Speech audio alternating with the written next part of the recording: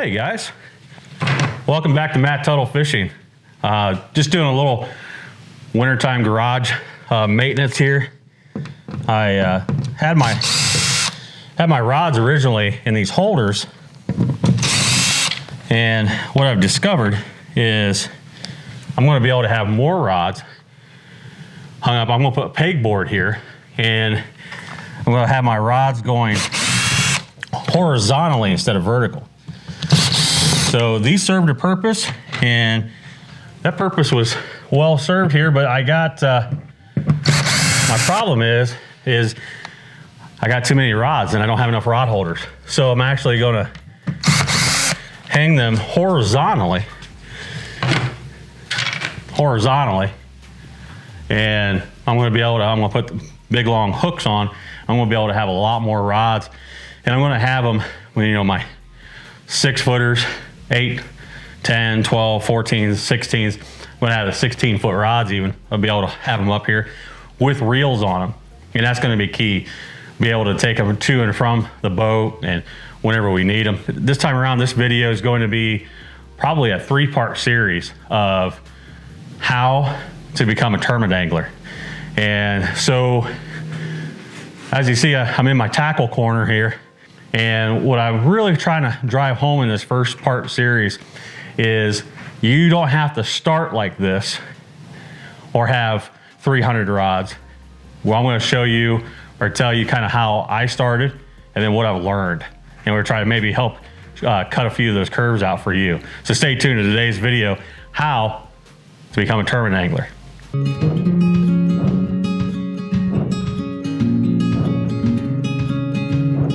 Well, guys, really excited about today's video. Again, like I said in the beginning, this is going to be part 1 of probably a 2 or 3 part series.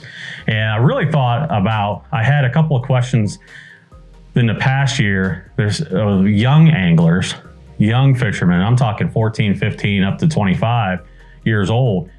They're like, hey, Matt, how do I get started in tournament fishing? And so I really didn't think about really how far back it was when I got started and what I did. And it just kind of happened. And I just kind of fell into some things. And I thought, you know what, let's make a video series of maybe help cut out a lot of the curves that I had to take, and maybe the long trips around and all the money I might have invested to throw away. And maybe today's video will be able to help start that young angler. So like I was talking, the 12 to, you know, I got my tournament start when I was 14, but anglers are being younger and younger every day. So 14 to 25 is really what I'm talking about in today's video series.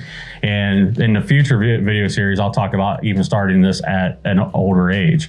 But what I started to do at 12, 13 years old is I went to the weigh-ins, my local lake, and I would see tournament weigh-ins, and I just would go watch. And it amazed me because I had fished during that day, and I thought, wow, you know, I didn't catch them very good. I bet these guys in the tournament won't have very good weights either. And we got to the weigh-ins, and I saw these bags of fish being weighed in, and I'm like, were we fishing on the same lake?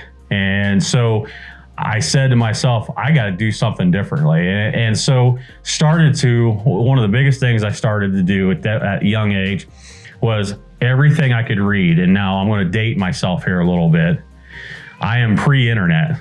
And so when I had to go read magazine articles, I had to go read newspaper articles, I had to go and go talk to people and get around people that fished. And so I started to befriend people as I was fishing off the bank, and there'd be somebody in a boat coming through.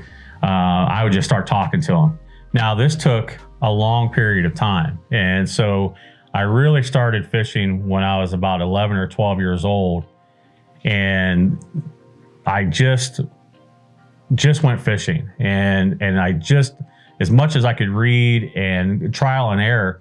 So every day after school, I was fishing. And I had the fortune of living at the lake. So we had water accessible to me walking distance. And so I didn't have to have my parents drive me anywhere or do anything like that. So I was able to walk around and fish. And so every day after school, I was fishing. Every weekend I was fishing. I learned so much by just being out on the water and taking that time. And there was days that the fish came easy, and there's days that I just didn't catch any at all. But I didn't know enough on those days that I wasn't catching anything to what I needed to do differently. And so there was a lot of more days of not catching anything than catching. So I had a real fantastic gentleman I met out fishing, and he was about 85 years old. And he came and he started fishing off the bank where I was at, just across the way, and he started catching fish on every cast. And I had been there for about 3 hours and hadn't gotten bit. And I just walked over to him and I said, hey, you are catching them on every cast. Pretty much just begged him. I said, will you please teach me how to catch them like that? And so that started it. That really started. And he took me under his wing and he started showing, hey, you know, adjust your cork, do this differently, make sure you work your bait this way. And I had somebody kind of point me into the right direction. And then I started catching more fish on a more consistent basis. So I was going out on about every day catching fish. And so now I'm up to about 14 years old, and I was still going and watching those tournament weigh-ins. And I started thinking, I just wonder, how good am I? Am I good enough to compete with these guys? Now, I didn't have a boat. I didn't have anything like that, but am I good enough to compete with these guys? And I first and foremost, I jumped into a bass club, and I wasn't old enough to qualify for anything, but they let me fish with them. And my points didn't count for nothing, but I was able to team up with a guy and be a co-angler in the boat. And my gosh, the level of information that I learned by trial and error, what really helped me was, okay, the basic rod and reel that I had, it was okay, but it wasn't good enough. And I seen these guys, they could do things with these higher end rods and reels. And so I started making a list. And so this is a part of the video, and we get right into the nuggets of it, is I made a list. And once I started learning things, I started journaling it. I started writing it down. What I learned, what I need to do, what did I learn today? And I went fishing with somebody, and they might have been 40, 50 years old and been fishing that whole entire time. And I learned that, hey, I tie a knot differently. And this knot will be stronger, because I was breaking fish off because I wasn't tying the right knot. I then read about how to tie knots. And then I just kept journaling. I kept writing notes down. And I would have a want list and a wish list and those types of things. And then I started to figure out, hey, I better go find a job that's going to help finance this, because my parents said, hey, if this is something you want to do, you're going to have to figure it out. So I did. I worked, and every dime I made went back into fishing. And so by age 14 to 15, I started tournament fishing, and it was jumping in guys' boats and being a co-angler and those types of things. Then I bought a John boat, and in that John boat, that's where I really learned to fish. And because I was going out and having to do it on my own and those types of things. And I was probably about 15 and a half, 16 years old. And I said, hey, I'm going to get into a crappie tournament. And it was just a little local tournament on Grand Lake, and probably 15 guys, 18 guys in it. And I fished in it, and I came in dead last. And I said, well, I didn't know as much as I thought I did. And so I went back to my notes, and I wrote down the weather conditions. And, you know, I went back and I was able to see, hey, I caught a lot of fish when the air temperature was this, and it was either partly cloudy, partly sunny, the water temperature, those types of things. And I started comparing those notes. Well, there was another tournament coming around, and it was a little tournament. And I'm talking $15, $20 entry fee tournaments. It was just real little. And that's key, guys. When you're learning, if you can learn cheap, I absolutely encourage you to learn cheap. So in the beginning years, I was fishing a $20 tournament or a $25 tournament. So the very next tournament, the conditions were going to be real close to one of the days I had notes written down. It was going to be 70 degrees, and it was, I think, the middle or last part of April. We had a real warm spell come in, and I had went out and I had caught them on a day similar to that. So I set everything up to that day. I went out and I caught them. I caught a lot of fish that day. I didn't win, but I came in third place. And that was after, 3 or 4 years of really fishing hard. And I celebrated that third place finish. And so those are huge victories. And of course I wrote that down and I was like, okay, if I can do this, here's my next goal. And so I came up with what I called a 5-year plan. And you gotta be really patient when you're tournament fishing or wanting to get into tournament fishing, or you're gonna start comparing yourself or gauging yourself to other anglers in the area. Those guys might have 40, 50 years on you. And it's gonna take you 5 years to endure and to experience everything that's going to happen on that, any given day. So you're gonna fish in the wind and the rain, and I fished in snowstorms. We got a thing we call snow squall crappies. And so you gotta be prepared mentally and physically for what's gonna happen. So going back to the basics in the beginnings, I wish I would have learned what clothing to wear when it was freezing cold out, because I would just freeze. And I just kept putting more clothes on. So one of the big basic steps we're going to cover in this video is, first of all, being prepared for going outside. And so in having good warm gear on those days because it can even get cold in the summer when you got a cold front come in with the rain, you can get chilled pretty quick. So making sure you have a real decent rain suit. And I say decent, if you got to save to spend a couple $100 on rain gear, then save. But don't skimp on rain gear, boots, and gloves, and stocking caps, and those types of things, because the fish bite when you have to wear those things. So you don't want to miss out on that. And that's what tournament day could be like, and you got to be out there for 8 hours. So we've covered that, hey, we're going to start small, we're going to start cheap, we're going to take notes when we go fishing, because a lot of things happen. And you got to sit back and think, gosh, what was it like today? Why did I get bit? So we're going to talk about getting into crappie tournament fishing. So here's are some, probably the 4 or 5 basic things that you'll need. And we'll start with this. Step number 1, we want to talk about rod. What kind of rod you're going to look for. And I think a real nice rod to start off with, especially if you're in that age category of 14 to 25, is start real simple. Some, in your crappie fishing, some 7-foot to 10-foot rod. A 10-foot rod may be a little intimidating at first, but at least a 7-foot rod or an 8-foot rod that you can cast. And you're gonna be able to cast with and reel, and something, a medium action. You don't want to go with a medium light. A lot of tackle guys will tell you, hey, make sure you go with a medium light. And what happens is the rod tip gets real whippy. And when you're first learning to cast, that takes a lot of control away from you. And you don't need anything helping you not being able to cast when you're first learning. So get a medium rod, and you're going to be able to control that cast a lot more.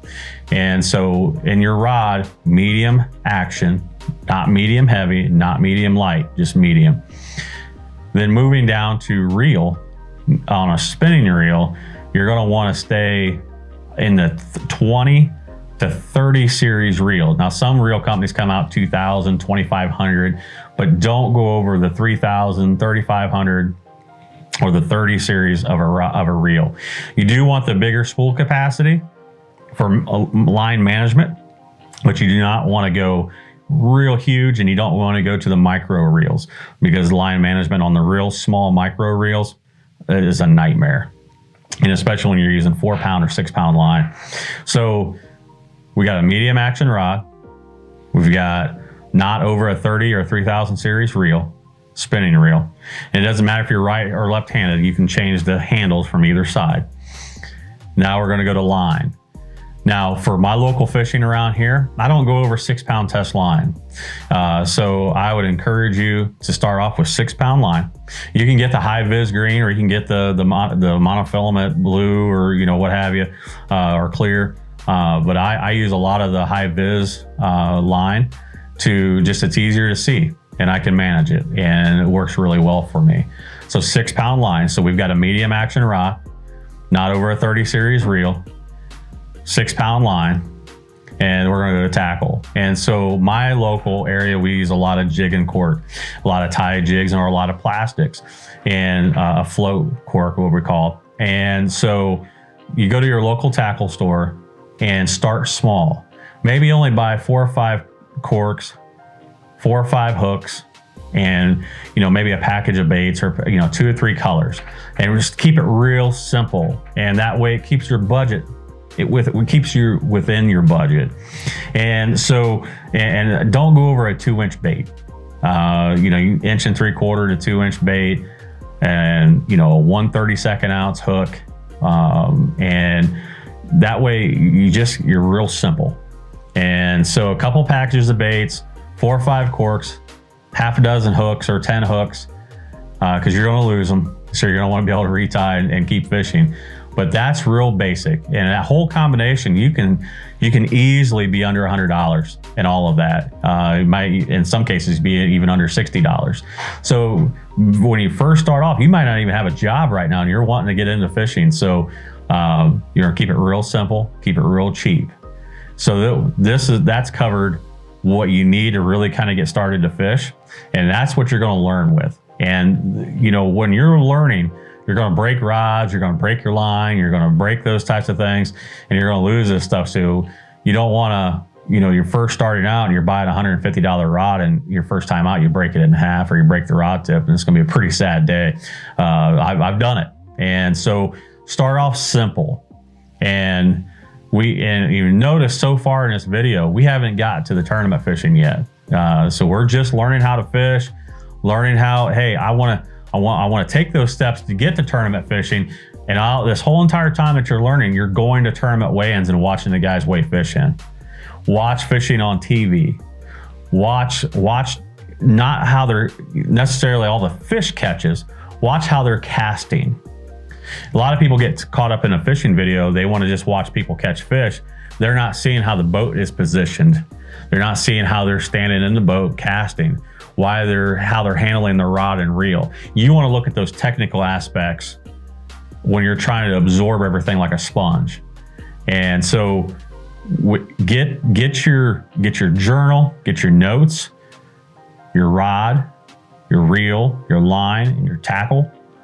Get your clothing in line. Get your rain gear, get your warm weather gear. If you get a decent set of rain gear, and that don't let any wind through, and that can really get you through a lot of wintertime fishing. But gloves, stocking caps, and ball cap, you want to make sure you're wearing a ball cap when you're fishing, and that way to help kind of shade the sun off of your eyes when you're trying to fish. And whatever pair of sunglasses you can afford, you want to get the best sunglasses that you can afford, and that way it protects your eyes, and you're going to be able to see a little bit in the water, and you'll be able to see how that log or that limb or that dock post, you'll be able to see some of how that's laying, and be able to fish and position yourself to be able to fish that. And we're going to get further into that and the technical aspects of things in the next couple of video series. But today's video was just preparing you to get ready to become a tournament angler, and kind of some shortcuts and some things that you can do to prepare yourself to get as much information as possible. And again, the guys that's got a little gray hair, maybe they're a little older, those guys know what they're doing, because they've already been way past where you're starting. They've done it. They've started there, and they've got all those years of experience. And those guys are the ones you want to hang out with and really glean from them and learn. But just take from today's video. Hopefully you've taken notes with today's video, and notes of what you need. And the cool thing about videos is you can continually rewind and start over and those types of things. But just make sure that you are prepared before we even go outside. Guys, if you like today's video content, make sure you hit the subscribe button and the like button.